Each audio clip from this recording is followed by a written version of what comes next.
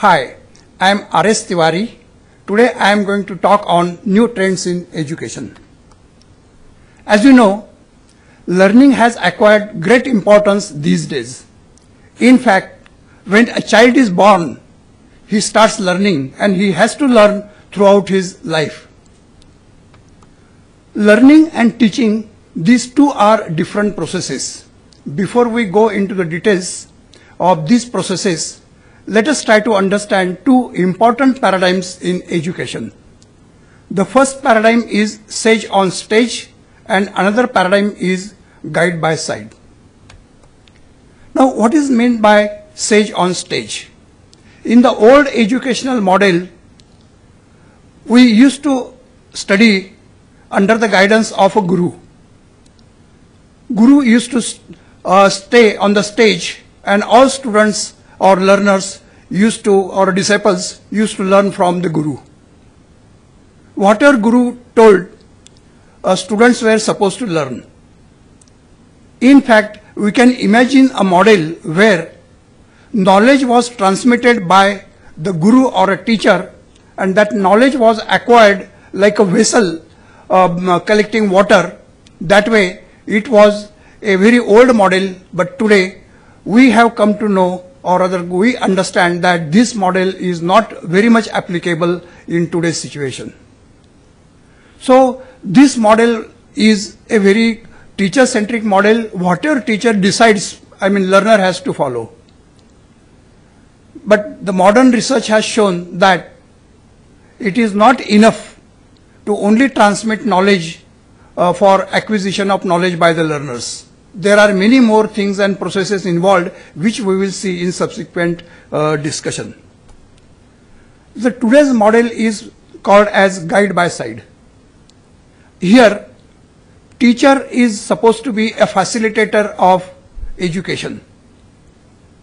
Teacher is not supposed to, simply stand on the stage and keep on delivering lecture to the students. In fact, teacher is supposed to be in touch with the student and provide a very good learning environment for the learner, and is not supposed to deliver any kind of lecture to the learner. You may wonder that with this second model, how the students learn better than the learning that was used to happen by the first model. So to understand that, let us go a little bit more in detail. In order to understand the second model, we have to understand three important theories which are used in education, namely behaviorism, cognitivism, and constructivism.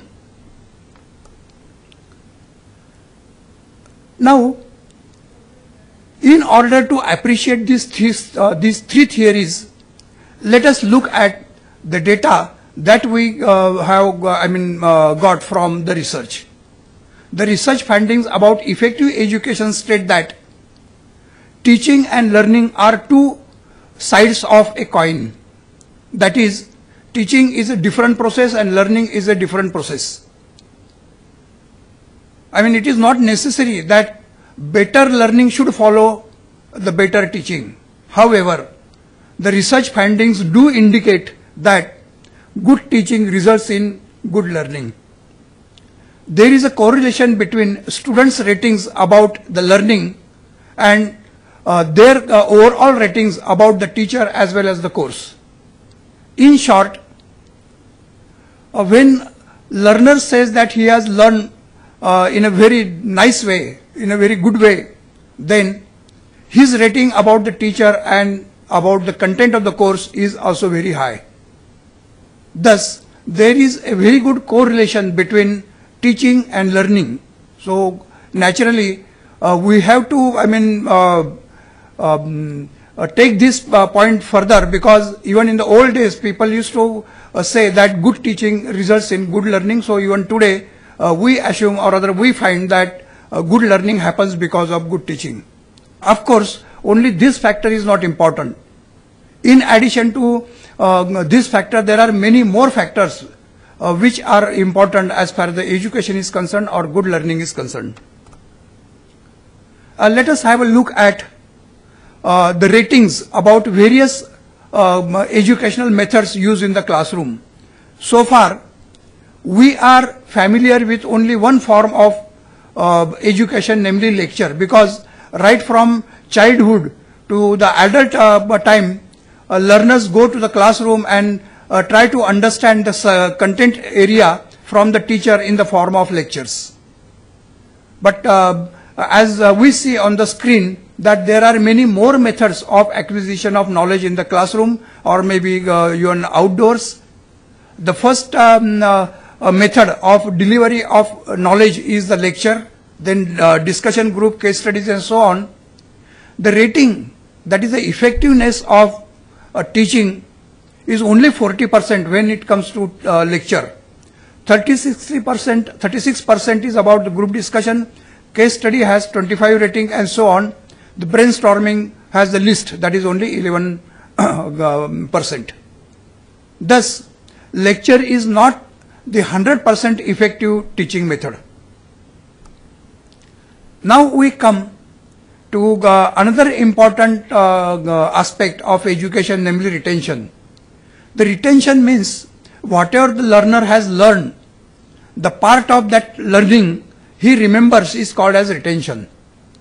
And to your surprise, you see on the screen that lecture has only 5% effectiveness as far as the retention is concerned. Then reading is little better, 10%, audio visual of course 20%, demonstration 30%, discussion group 50%, then practice by doing results in 70% effectiveness of retention. And ultimately, when you try to understand something and try to explain your knowledge to all your colleagues or other people, then the learning retention is the maximum, that is it reaches about 90%. So friends, remember that only listening to a lecture is not that effective as effective the process is that of explaining your knowledge to others. So make it a point that whatever you read, whatever knowledge you gain, try to explain it to other people, maybe in the form of storytelling or maybe in the form of some discourse or whatever you like. So whenever you try to explain something to your friends, you will find that your understanding increases and your retention increases simultaneously. Now, as we were talking about three theories, let us start with the behaviorism theory. Now, what is behaviorism? Behaviorism is a process of associating stimulus with response. Whenever you produce some stimulus to a human being or for that matter even to the animals, you will find that the behavior of human being or behavior of animal changes. When you reward somebody for doing some a good thing, the next time he will do that thing even in a better way. Thus, the reinforcement given to any kind of response of animal or maybe human being or for that matter any living being including plants, you will find that their behavior changes. Then behavior is supposed to be a passive process. That is, here learner has to sit in the classroom and simply get the stimulus from the teacher, and if teacher asks some question, he has to answer that, he has to give the response, and thereby his behavior keeps on changing.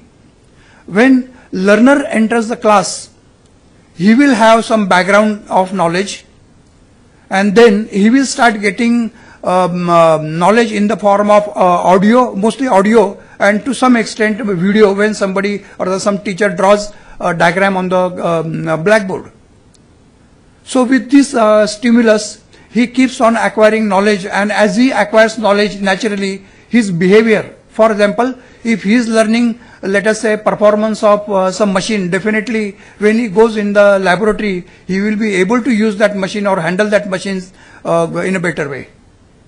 Thus, in behaviorism, it is supposed that whenever some stimulus is provided to the learner, his behavior changes. So, learning ultimately results into a change of behavior.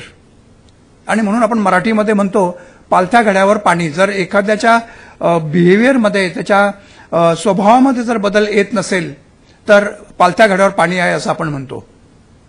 So friends, according to theory of behaviourism, every learning should result in change. But mind that with today's our second model, this theory is supposed to be a secondary theory. There are better theories than the behaviorism. For example, if in a classroom learner is simply sleeping, he is doing daydreaming, or he is not giving ear to the teacher, naturally there will be no acquisition knowledge and there will be no change in behavior.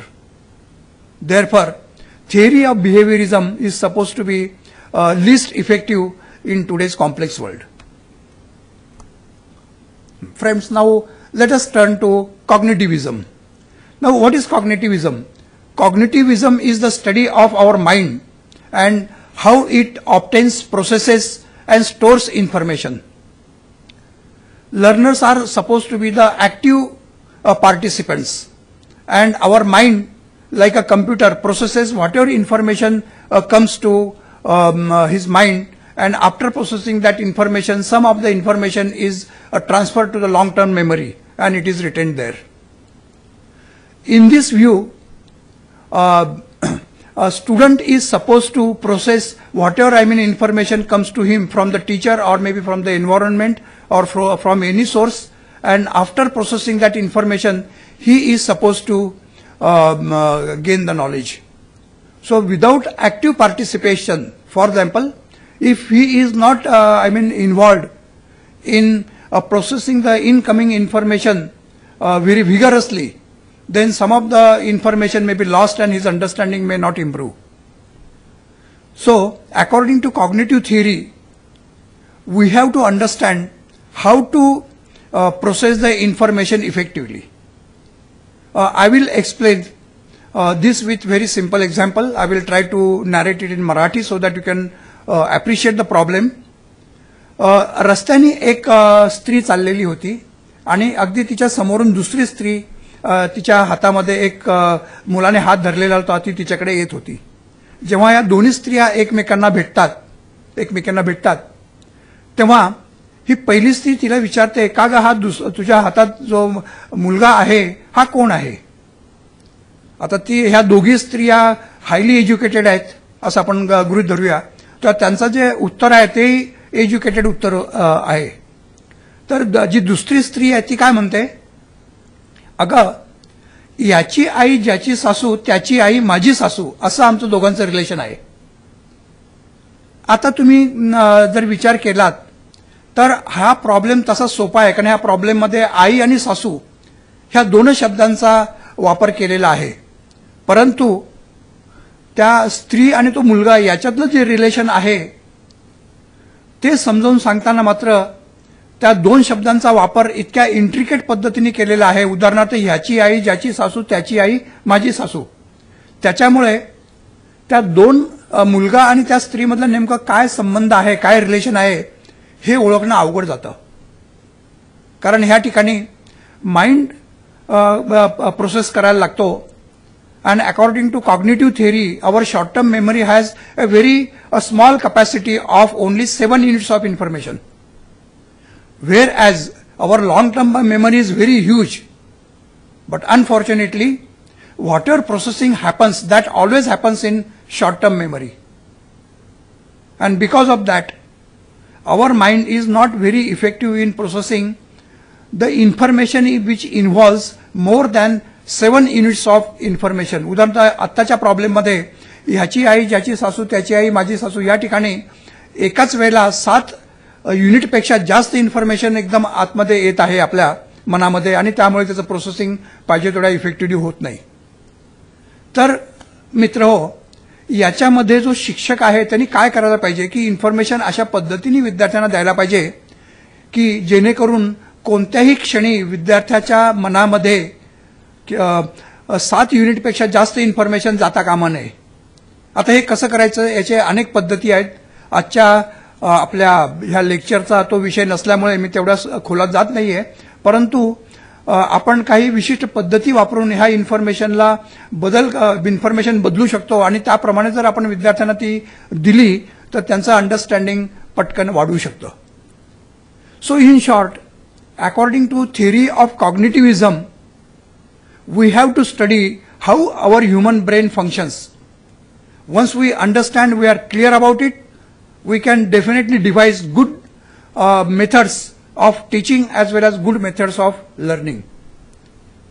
Friends, now let us turn to the third theory. The third theory is called as theory of constructivism. According to constructive theory, learners create their own knowledge. The knowledge is constructed through one's own personal experiences and interactions with the outside world. The learner takes in new information and gives meaning to it using his own or her own prior attitudes, beliefs and experiences. Learners are supposed to be active participants. Friends, in constructivism, that is in theory of constructivism, it is assumed that knowledge does not come from teacher to the students. Knowledge is actually generated in the mind of the learner. This appears to be a little bit ridiculous, but it is a fact. In this model, learner is the generator or creator of knowledge. Whatever knowledge, whatever understanding that he gets happens because of his active participation in understanding or in generating the knowledge. So, according to this view of constructivism, teacher is not supposed to transmit knowledge to the learner. Even a teacher is not supposed to stand on the stage and deliver lecture.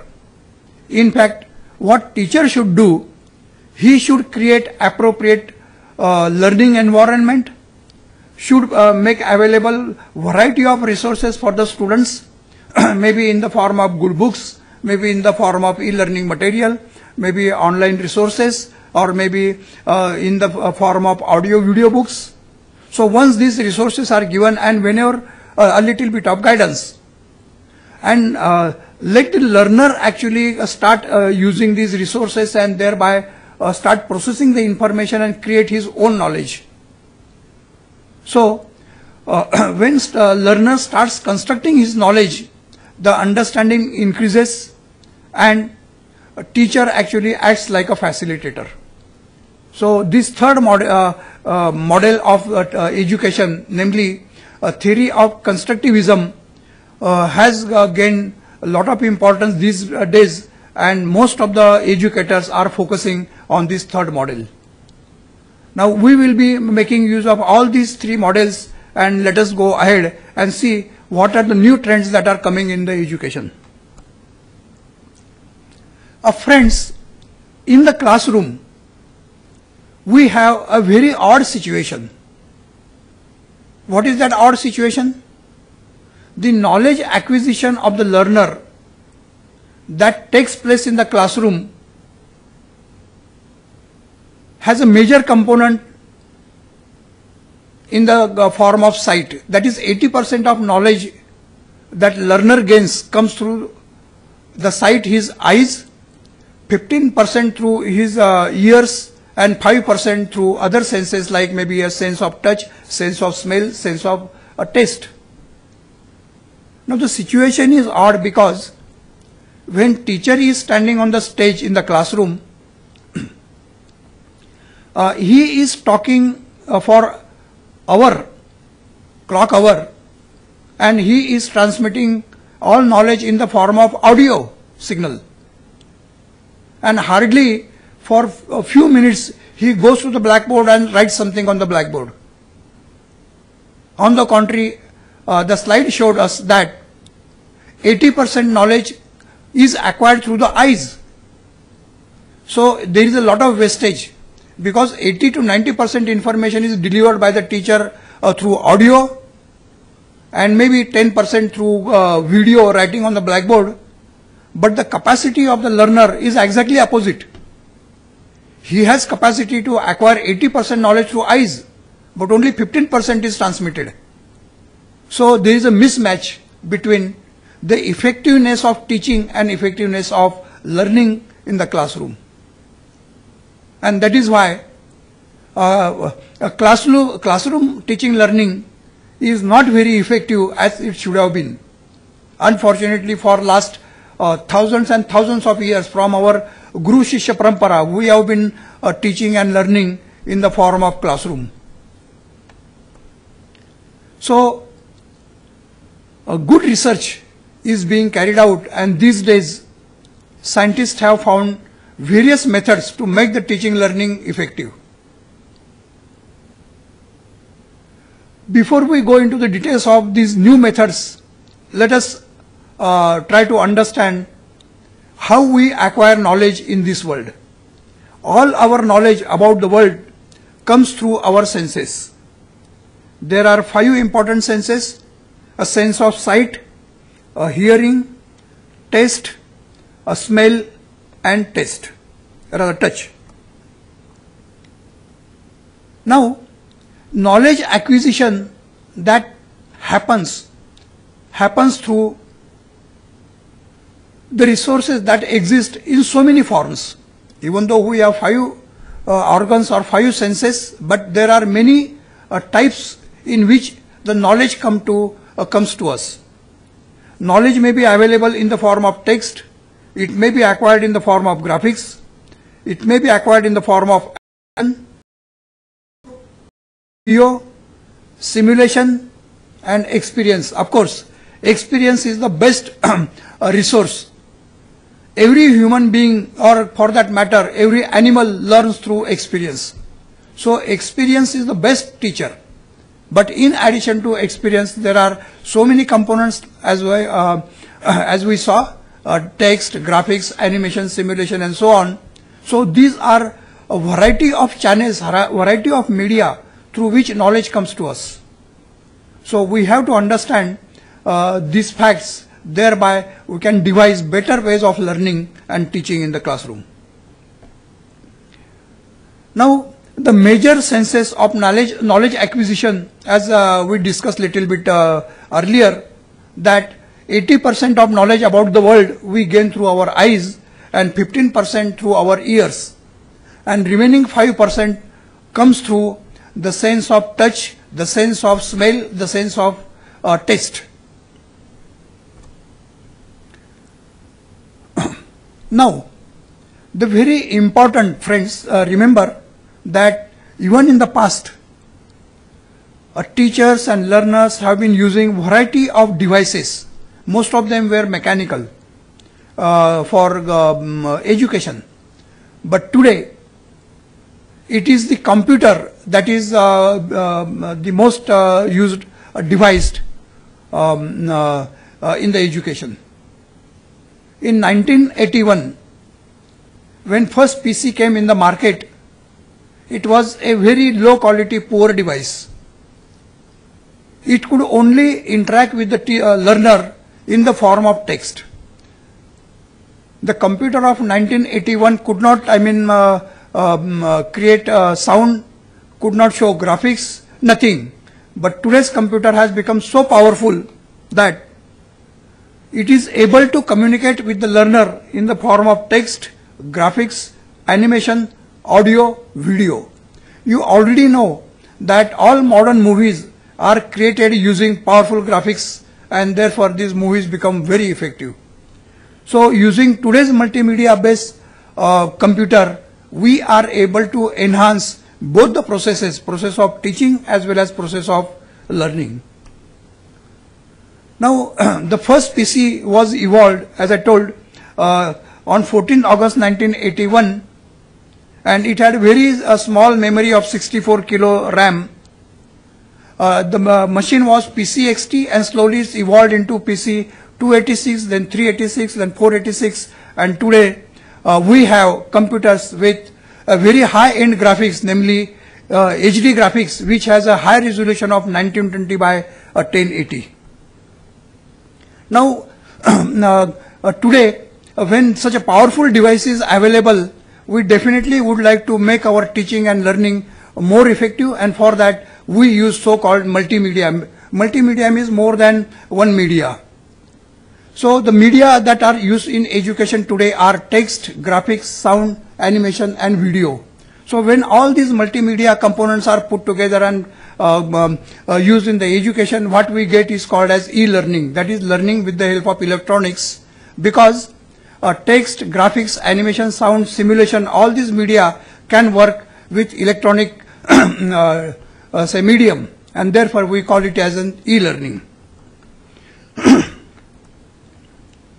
Now we enter into a very different kind of teaching learning paradigm that is called as virtual reality. Now you may wonder, what is this virtual reality? I mean, is it a different thing than reality? Yes. The world in which we live is a reality, is a real world. A real in the sense that is, when I am looking at you, I am not able to see what is behind me. Neither I am able to see on my right or on my left. But the moment I turn, I can see. The world in which I am living is a three-dimensional world. When I am traveling in a train, I see trees traveling backward. When I look up, I can see ceiling. When I look down, I can see the floor. Even if I close my eyes, I am able to identify the location from which some sound is, being bombarded on my ears. When there is a light cast on some object, there is a shadow. The bigger objects look smaller when they are away. For example, when we see some plane flying in the sky, we see it like a very tiny bird. But when it lands on the ground, we see that aeroplane is very big in size. Thus, these are some of the effects that we see in our real world. Unfortunately, when you see some movie or see some serial on a television, you don't, get all these effects, because what you see on the television is not a reality. What you see on the television is simply a two-dimensional moving picture, and it lacks all the properties of our real world. But with the advent of modern computers, it has become possible to create all those effects which we talked about that we get in our real world. So this virtual reality is a computer-generated environment in which we actually get that kind of experience that we get in our real world.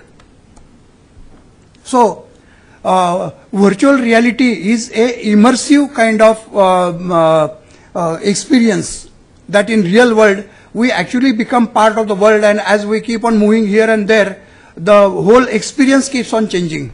That doesn't happen on television, neither it happens in our cinema theaters.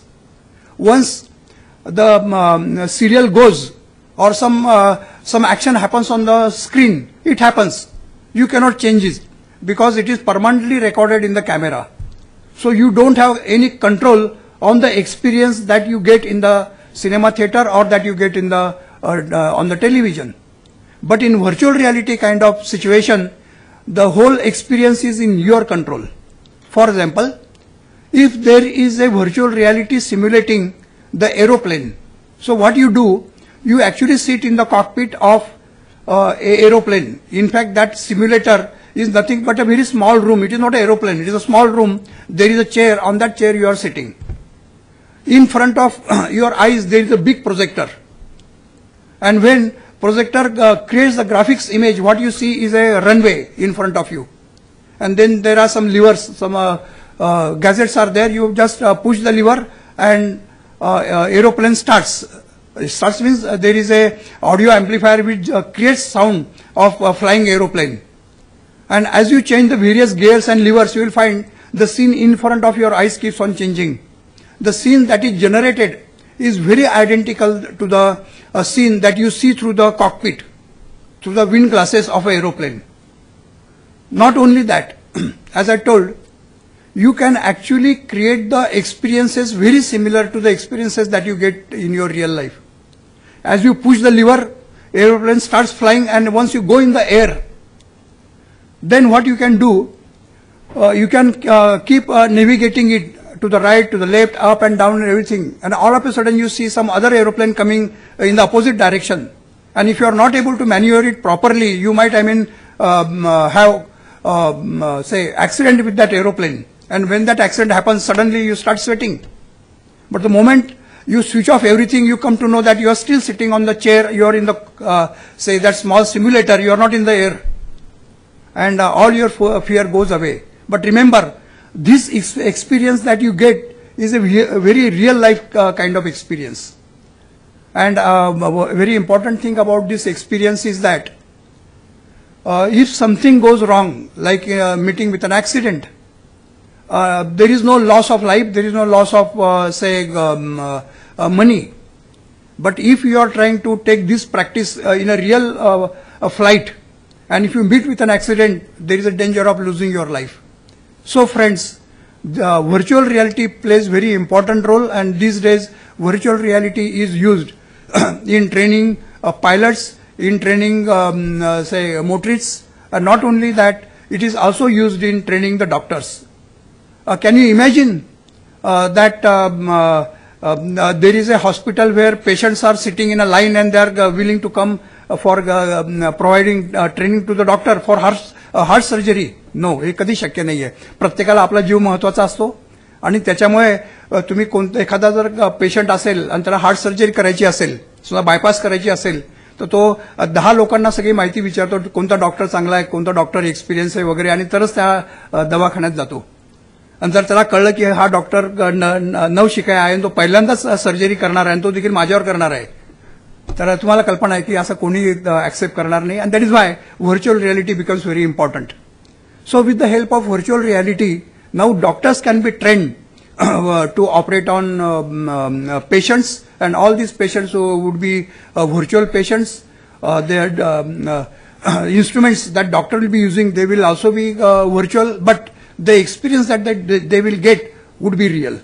Real in the sense, जसं आपण heart surgery करताना जसं cut करायला लागतो body, तर बॉडीच्या सुरुवातीला स्किनला लागणारं जे pressure आहे ते कमी आहे, आणि जसं आतमध्ये जाऊ तर कार्टिलेज वगैरे आलं की जास्त प्रेशर लावावं लागेल. The same kind of experience will happen when your doctor starts working through the virtual reality. तर आजच्या ह्या लेक्चरकडे बघता आपल्याकडे वेळ कमी आहे, so I may not go in too much detail of virtual reality, but I am just showing you few pictures. You can see a picture of virtual reality where US Navy pilot is getting trained in parachute training. Now this is the so-called head-mounted display HMD used for getting so-called virtual reality experience. And this is the famous Google glass. It is just like our ordinary glass, but it has one small say monitor fitted on the left-hand side. So when you put on this goggle, you are able to see the real world as well as the virtual world simultaneously, which we will be talking in when we go for augmented reality. So now we come to another reality called as augmented reality. Now in virtual reality, we studied that like our real experience, with the help of computer generated graphics and data glow and head mounted devices, we are able to create any kind of environment. For example, you want to teach a CNC machine to the students. Teaching CNC machine in the classroom is next to impossible, because you cannot bring big CNC machines in the classroom and simultaneously keep on delivering lecture. So what you can do, you can put these head mounted devices on the heads of the students and start the computer. Every student will now see a virtual CNC machine in front of him, and then train the students in operating these machines. So this is the virtual reality kind of learning environment, and this is being used in most of the high-end educational institutions. And day by day costs are going down. We hope that one day, even in India, we will be using these virtual reality devices in the classroom, and thereby making our educational system very, very effective. Now before we come to the end of the lecture, let me talk a little bit about the augmented reality. Now augmented reality is a combination of virtual reality and computer graphics. So when you put on the Google Glass, I mean there are many other devices. Google Glass is just one example of that. For example, you can also use your mobile device or maybe your tablet. With the help of all these devices, what you can do, you can focus these devices to the actual reality and you can see what is in front of your eyes. For example, you want to repair your scooter. If something goes wrong and you want to repair your scooter. But if you are not a mechanic, then you can't do much about that. So what you can do, put on that goggle, and if you have, let us say, automobile repairing kit, kind of content available with you, put it in the computer, start the computer. That computer will feed data to that goggle, and when you are looking at the machine of your scooter, you will find that on the real machine, on the image of the real machine, there will be computer graphics giving you indication that please unscrew this bolt, then push this lever, then do something, then do something. So when you are actually seeing the machine simultaneously, you are also seeing the graphics. So there is a superposition of graphics on the reality. So reality is being augmented by computer graphics, and thereby whole of your environment is enriched. Thus, augmented reality is a very useful device in our teaching and learning. This is the picture that shows you how you can actually use augmented reality in repairing the machine. So, then there is another application. This is the world browser on iPhone. So you can use your iPhone to look at the area. Suppose you go to some new town and you want to have a good snack, but you don't know the hotels. So in that case, what you can do, just pick up your iPhone and start the augmented reality application and just pan through. You will find the real hotels in your camera as well as computer generated information giving you the required hotel where you can have some snack. At the end, I would like to bring to your notice that augmented reality books are available these days. Now what are these books? These books are like our ordinary books, but they have some coding done at on most of the pages. Suppose you are reading the book of mechanics and you come across some complicated machines, or you come across the bridge and you want to know the design of that bridge, how the forces act at different places on the bridge. Just open your mobile phone and content which is provided by the bookseller, book agency, just put it into the mobile and start the mobile. You will find that when you are focusing your mobile on the page, the mobile is able to read that code, and immediately a very good movie, very good animation of that bridge will appear in front of you. And you will get all the details of that bridge, the forces and then the deviations that happen. So everything will be in front of you and you will be able to learn through that animated and video sequence. So learning with the help of augmented reality is far, far better than learning through ordinary books.